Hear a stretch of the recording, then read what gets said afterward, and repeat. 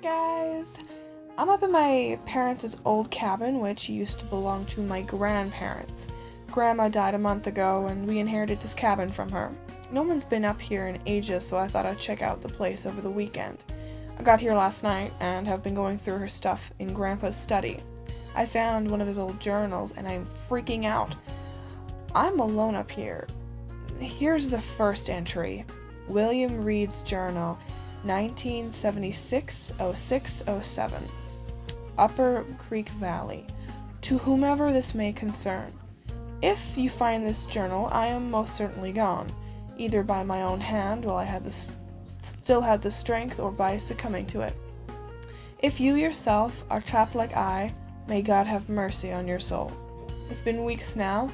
I am trapped in my cabin, and I cannot leave without fearing for my life. They are constantly watching, the small ones. They are scattered around the woods surrounding my house, and the trees, the bushes, unseen, only to be revealed by the reflection their eyes cast when I move my flashlight around. Once you've seen it, once, the filter is gone, and they will never leave you alone. It all started one night 3 weeks ago, and I woke in the middle of the night to hear a wretched sound.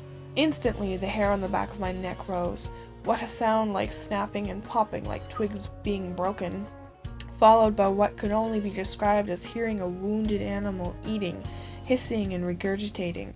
It was probably a jackal, I thought to myself.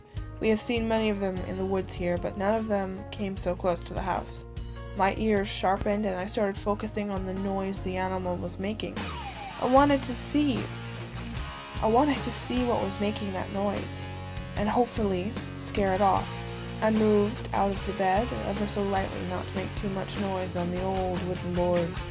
I made my way to the gun safe, which was sporadically located in the room, and took out my hunting rifle. My Glock 17 sidearm would not have enough stopping power if this thing turned out to be a cougar. I decided to make my way to the balcony window so I could catch a glimpse of the beast before deciding my next move. I was now leaning over the shelf over the balcony window, but I couldn't make anything out. It was pitch black out here. Luckily, I had the switch to the floodlight next to me. It was quiet out there now. I was hesitating to turn on the switch. Maybe it had made its way back into the woods from whence it came. No such luck. That snapping sound was back, and I immediately flipped the switch.